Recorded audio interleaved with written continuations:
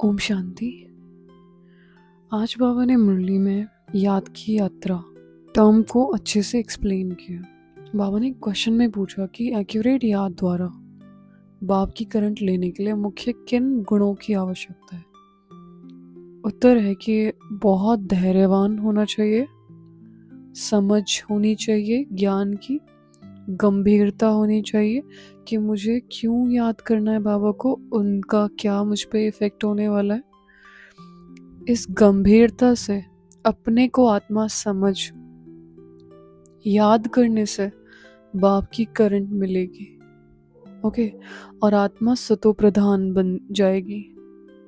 तुम्हें अभी बाप की याद सतानी चाहिए, क्योंकि बाप से बहुत भारी वर्षा मिलता है। तुम कांटों से फूल बनते हो, सब दैवी गुण आ जाते हैं। ओके, सो ये बाबा ने आज मुरली में कहा कि हमें याद में रहना चाहिए। ज़्यादातर मुरली में यही पॉइंट्स थे कि याद की यात्रा में कैसे रहना है।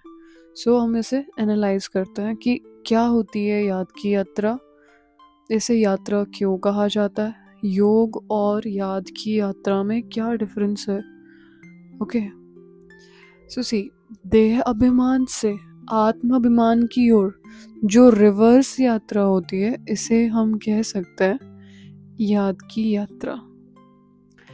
बेसिकली ये एक रिवर्स जर्नी है जहां हम आत्मा तमो प्रधान से सतो प्रधान बनते हैं।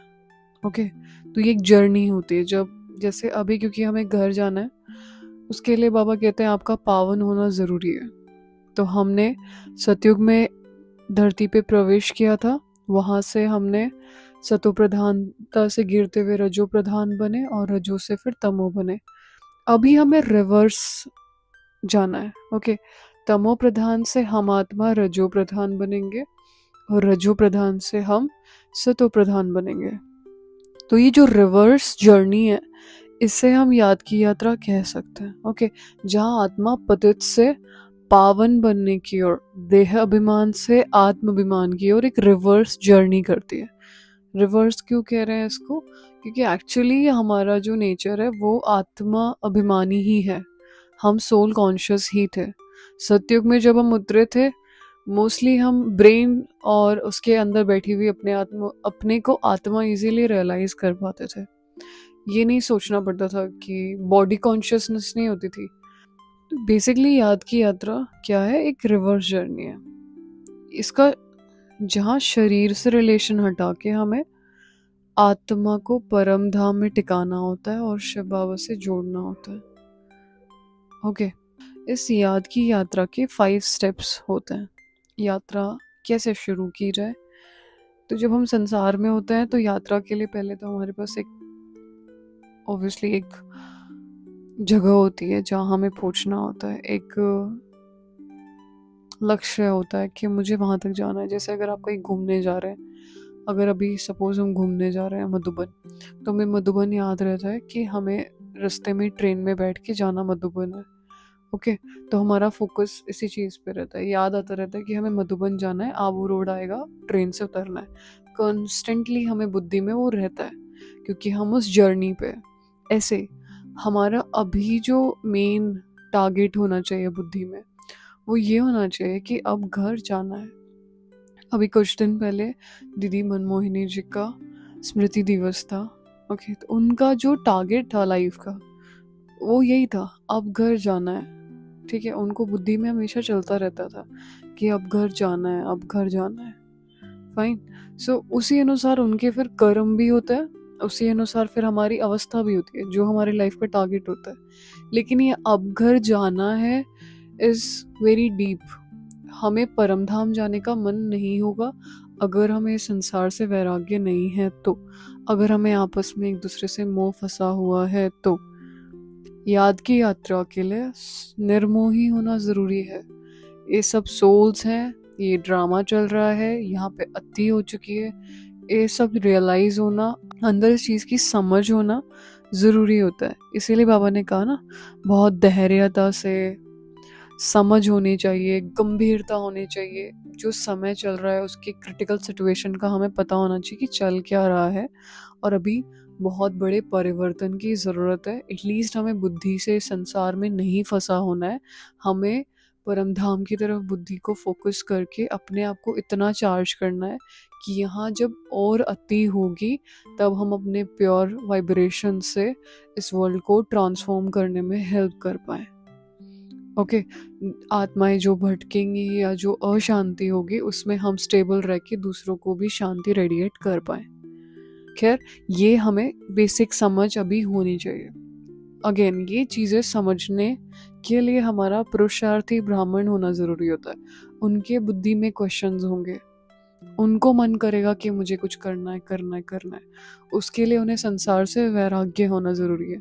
कोई कॉमन व्यक्ति या कोई भी साधारण अगर व्यक्ति है तो वो ये चीज़ें नहीं समझ पाएगा, लेकिन अगर ब्राह्मण है और उसे पुरुषार्थ करने का मन करता है तो उसकी बुद्धि में क्वेश्चंस भी उठेंगे, उसे आंसर्स भी मिलेंगे, उसे वैराग्य भी होगा।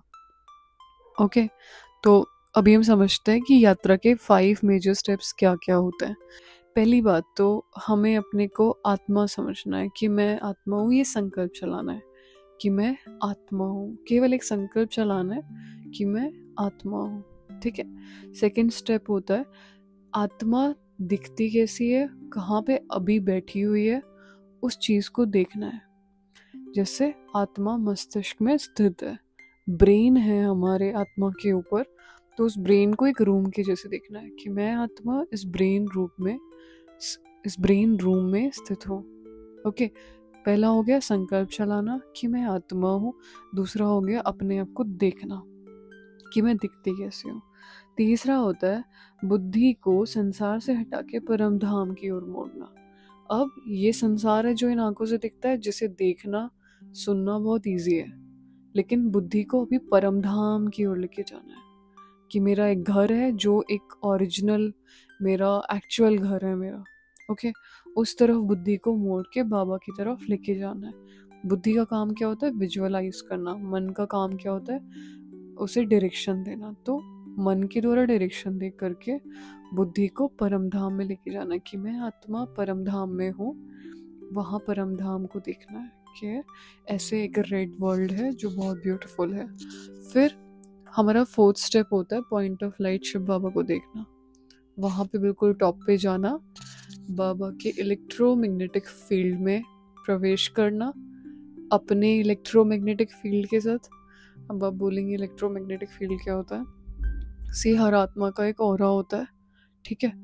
ऑरा बड़ा छोटा होता है, जितने ज़्यादा हमारे प्योर थॉट्स उतना बड़ा हमारा ऑरा होता है।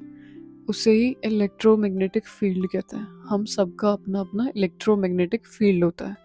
वैसे हम जब बाबा के करीब जाते हैं तो हम बाबा के ऑरा में एंटर करते हैं, जिस वजह से हमारे अंदर के हमारे ऑरा में चेंजेस आते हैं। ओके, हमारा ऑरा ब्यूटिफाई हो जाता है, हमारे ऑरा में पॉजिटिव एनर्जी प्रवेश कर जाती है, जिससे हमारे अंदर चेंजेस आते हैं।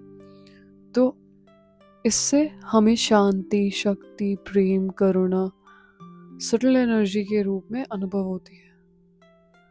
ओके, सो ये हो गया अपने अंदर एक्सपीरियंस करना उस शांति को, उस शक्ति को, उस ज्ञान को। वो जो बाबा सागर हैं पूरे, उनको अपने अंदर भरना। ये प्रोसीजर हो गया। अब इसमें पुरुषार्थ क्या होता है? कोई भी चीज़ में हमें पुरुषार्थ क्या करना होता है? पुरुषार्थ है यहाँ पे कि हम संकल्प तो चला लेते हैं, लेकिन बुद्धि में अपने आप को आत्मा देखना पुरुषार्थ है। बेसिकली संकल्प चलाना, और जब तक हम उसे एक्सपीरियंस नहीं कर लेते उसे रिपीट करते रहना हम आत्मा का पुरुषार्थ होता है। ठीक है, कई बार हम सोचते हैं कि हमें संकल्प चलता है लेकिन हमें अनुभव नहीं होता। ओके, उसका मेन कारण क्या होता है? अनुभव होने के लिए 3-4 चीज़ें ज़रूरी होती हैं। सबसे पहले हमारा जो मन है वो एक थॉट क्रिएट करता है। ओके, थॉट क्रिएट करने के बाद हमें पहले उस पर निश्चय होना चाहिए। जैसे मैंने क्रिएट किया कि मैं आत्मा हूँ और शांत स्वरूप हूँ, ये मेरा थॉट है। फिर मुझे इस चीज़ पे बिलीव होना चाहिए कि हाँ ये बात सही है क्योंकि बाबा ने कहा है। इस बात से कोई फ़र्क नहीं पड़ता कि अभी हम अशांत रहते हैं, लेकिन ये बात सच्ची है कि हमारा ओरिजिनल नेचर शांत स्वरूप है। तो फर्स्ट हो गया थॉट, सेकंड हो गया belief. Now third step is repetition. जब हम इस बिलीफ के साथ ही रिपीटेशन करते हैं कि मैं आत्मा शांत स्वरूप हूँ, मैं आत्मा शांत स्वरूप हूँ, मैं आत्मा शांत स्वरूप हूँ, इस रिपीटेशन से एक टाइम के बाद हमारे अंदर एक फीलिंग क्रिएट होती है, और वो फीलिंग जब थोड़ी कंसिस्टेंट रहती है उससे एक्सपीरियंस जनरेट होता है।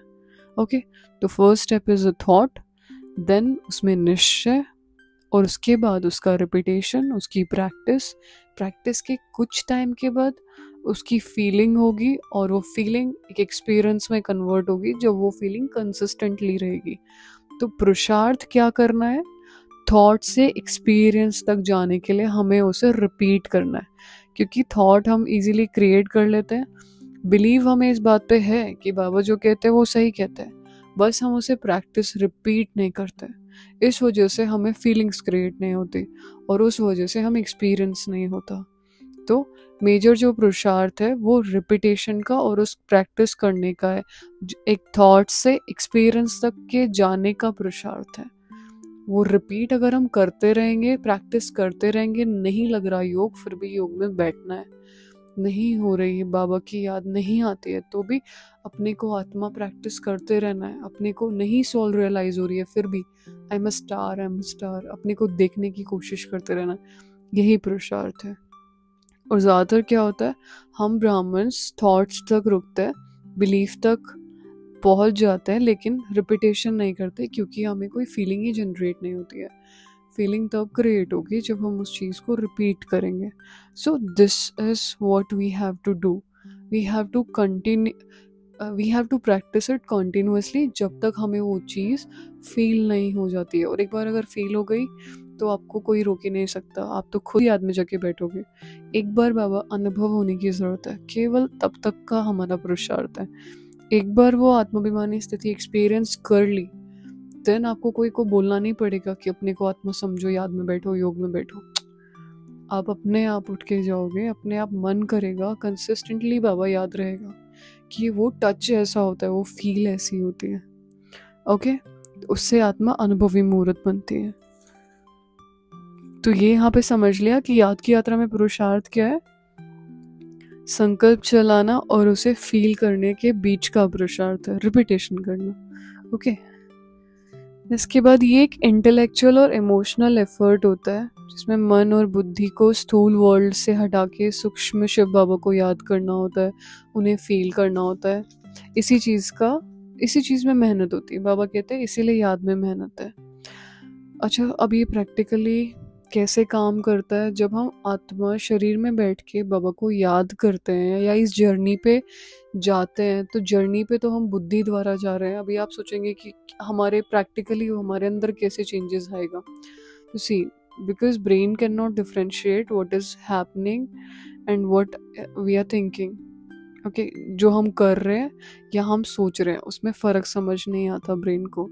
अगर आप कोई चीज़ सोच रहे हो, जैसे आप सोच रहे हो कि मैं बाबा के कमरे में जा रही हूँ मधुबन में, और मधुबन में मैंने एंटर किया पांडव भवन में, वहाँ से अंदर गए और बाबा के रूम में गए, बाबा से शक्तियाँ ली, और फिर वहाँ पे वो जो फिर इस वजह से जो हमारा ब्रेन है उसे समझ नहीं आता ये चीज़ का डिफरेंस, कि हम उसे सोच रहे हैं या हम सच में वहाँ पे हैं। वो शक्तियाँ हमारे अंदर सच में भरेंगी, और उस वजह से हमारे ब्रेन की वो न्यूरल रिवायरिंग होगी, जिस वजह से हमारे बॉडी में एक्चुअली वो इफ़ेक्ट देखने में आएंगे, क्योंकि ब्रेन कैन नॉट डिफ्रेंशिएट कि हो क्या रहा है और वो सोच क्या रहा है। तो इसे एक पावर की जैसे हम यूज़ कर सकते हैं। जब हम आत्मा परम धाम में जाते हैं तो ब्रेन को लगता है कि हम एक्चुअली परम धाम में गए हैं, उससे वो न्यूरल रिवायरिंग शुरू कर देता है। वो एक सटल लेवल पे फर्स्ट डे से शुरू हो जाती है, चाहे आपको वो फील नहीं होता, बट एक सूक्ष्म चेंज हमारे सबकॉन्शियस माइंड में आना शुरू हो जाता है। बस वो फीलिंग बनने में थोड़ा सा टाइम लगता है, लेकिन ये एक सीड को पानी देने जैसा है। रिपीट करना मतलब सीड को पानी देने जैसा। एक दिन वो आपको फील भी होगा, वो एक्चुअली फ्लावर जैसे खिलेगा भी वो सीड। ओके, तो सीड के खिलने तक आपको इस सीड को पानी देते रहना है, प्रैक्टिस, अभ्यास करते रहना है। ओके, तो बुद्धि की यात्रा से एक कॉग्नाइटिव रीडायरेक्शन होता है। जब हम बुद्धि द्वारा हायर कॉन्शियसनेस में प्रवेश करते हैं, वैसे ही बुद्धि की यात्रा से प्री फ्रंटल कॉर्टेक्स एक्टिवेट हो जाता है। चाहे हम बुद्धि द्वारा परम धाम में होते हैं, लेकिन उससे एक्चुअली हमारे ब्रेन का प्री फ्रंटल कॉर्टेक्स एक पोर्शन होता है, वो एक्टिवेट हो जाता है, जिस वजह से हमारी डिसीजन मेकिंग इम्प्रूव हो जाती है। बेसिकली हम एक बेटर इंसान बनने लगता है। बहुत सारे पोर्स हैं जो बुद्धि के जो ब्रेन में हैं, जिन्हें एक्टिवेट होना चाहिए, बट हम यूज़ ही नहीं कर पाते अपने ब्रेन को। बेसिकली हमें ज्ञान योग को समझने के लिए अच्छे से अपने ब्रेन के पावर्स को, ब्रेन काम कैसे करता है, उसमें क्या क्या लॉब्स हैं, क्या क्या पोर्शंस हैं, उन्हें समझना ज़रूरी है। ओके, ताकि हम अच्छे से ज्ञान योग कर पाएँ। उसके लिए हम एक अलग ऑडियो रिकॉर्ड करेंगे, फिलहाल आप इसे समझें। तो ये हो गया बुद्धि द्वारा प्री फ्रंटल कॉर्टेक्स को एक्टिवेट करना। और ब्रेन वेव्स जब अल्फा और थीटा में शिफ्ट होती हैं, तो पीस और हीलिंग महसूस होती है पूरी बॉडी में। तो जब हम कंटिन्यूअसली वो चीज़ को प्रैक्टिस करते हैं कि मैं आत्मा हूँ, बाबा के सामने हूँ, परम धाम में हूँ, बाबा से वो वाइब्रेशंस मेरे अंदर आ रही हैं, मैं उनके ऑरा में हूँ, मेरे ऑरा को क्लेंज कर रहे हैं, वो शक्ति मुझ में आ रही है, तो एक तरह से हमारे ब्रेन को हील करती है, हमारे बॉडी को हील करती है। और इसे साइंस में नॉन लोकल इंटेंगलमेंट भी कहते हैं। तो थोड़ा डीप है, समझने की ज़रूरत नहीं है, लेकिन अगर कोई भी थोड़ा स्पिरिचुअल है, थोड़ा साइंटिफिकली से समझना चाहता है, तो वो समझे कि नॉन लोकल इंटेंगलमेंट क्या होता है। ठीक है, अभी हम याद और योग के बीच में डिफरेंस समझते हैं। तो योग इज़ लाइक कनेक्शन। योग का मतलब होता है कनेक्शन, दो लोगों का जुड़ना, दो आत्माओं का आपस में जुड़ना। ओके, जैसे मैं इधर बैठ करके बाबा को इमेजिन कर रही हूँ और उनसे शक्तियाँ ले रही हूँ, it is like a connection, एक टेलीफोनिक कनेक्शन। जैसे अगर आप किसी को कॉल कर रहे हो, वो आपका कॉल रिसीव कर रहा है और आपसे बात कर रहा है, so you are in a connection with that soul. याद एक रिमेम्बरेंस होती है। योग ना लगाना पड़ता है, याद ना आती है कि अगर, और ये याद एक स्टेज है जब हम कंटिन्यूअसली योग करते हैं कुछ टाइम फोकस करके, तो जो हमें फीलिंग क्रिएट होती है, उस फीलिंग के क्रिएट होने के बाद आप याद करना शुरू करते हो बाबा को, क्योंकि वो याद में फिर प्यार होता है, वो रिमेम्बरेंस होती है, वो एक्यूरेट होती है। ठीक है, वो याद फिर आती है क्योंकि वो चीज़ आपने एक बार फील कर ली है। तो याद इज क्वाइट डीपर, योग इज क्वाइट प्रैक्टिकल। ओके, याद बेसिकली एक सैद्धांतिक अभ्यास है जो हमें एक स्टेप बता दिया जाता है कि हमें ऐसे ऐसे ऐसे ऐसे करना है। और जब हम कंटिन्यूअसली उस चीज़ को प्रैक्टिस करते हैं और हमें कुछ एक्सपीरियंसेस होते हैं और हमें वो फीलिंग जनरेट होती है, तो हम फिर भावना से बाबा को याद करना शुरू कर देते हैं। याद भावनात्मक होती है, स्वाभाविक कनेक्शन जुड़ता है, फिर हमें अटेंशन नहीं देना पड़ता कि मैं आत्मा हूँ, मैंने स्पेस को पार किया, फिर मैंने सटल वर्ल्ड में एंटर किया, फिर मैंने परम धाम में गया और बाबा के साथ। वो एक सेकंड में आएगी, आप बाबा से इमोशनली अटैच हो जाते हो, वो याद अपने आप आएगी, एकदम से फ्री होंगे जैसे ही, तो आपको याद आएगा बाबा how are you, what are you doing, okay let's take some energy. Okay, तो वो एक अलग ही लेवल का कनेक्शन होता है, उसे याद कहते हैं। योग हमें पावरफुल बनाता है, हमारे अंदर एक कनेक्शन जनरेट करता है, लेकिन याद से हमें करंट मिलता है, क्योंकि तब हमारी भावनाएं बिल्कुल प्योर होती हैं। योग हम स्टार्टिंग के डेज में सीखते हैं, ओके, और उससे हम फिर गलत चीज़ें जो भी हम कर रहे हैं, श्रीमत अनुसार जो चीज़ें नहीं हैं, वो सब करना बंद करते हैं।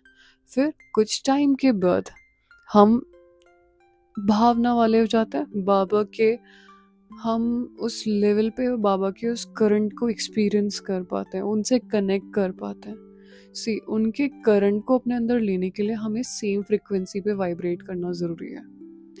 अब ये फ्रिक्वेंसी क्या होती है, वाइब्रेट कैसे करेंगे? सी, जब हम थॉट क्रिएट करते हैं तो हमारे अंदर एक वाइब्रेशन क्रिएट होती है, एक तरह से करंट निकलता है। ठीक है, और जब बाबा परम धाम में होते हैं, उनकी भी एक फ्रिक्वेंसी होती है, वाइब्रेशन। जिस वाइब्रेशन को नापते कैसे है? फ्रिक्वेंसी से। ठीक है। जैसे स्पीड होती है, गाड़ी की स्पीड से चल रही है, वो हम किलोमीटर्स में नापते हैं कि इतने किलोमीटर प्रति घंटा की स्पीड से चल रही है। ओके, वाइब्रेशन किस स्पीड से फ्लो हो रही है वो हम फ्रीक्वेंसी से नापते हैं। ओके, तो बाबा की सूक्ष्म फ्रीक्वेंसी से हम तब मैच हो पाते हैं, जितनी ज़्यादा हमारा पावरफुल थॉट होगा उतनी सूक्ष्म फ्रीक्वेंसी मतलब हाई फ्रीक्वेंसी हमसे रेडिएट होगी। तो बाबा की फ्रीक्वेंसीज बहुत ज़्यादा हाई होती है और हमारी फ्रीक्वेंसी संसार में रहने की वजह से थोड़ी लो रहती है।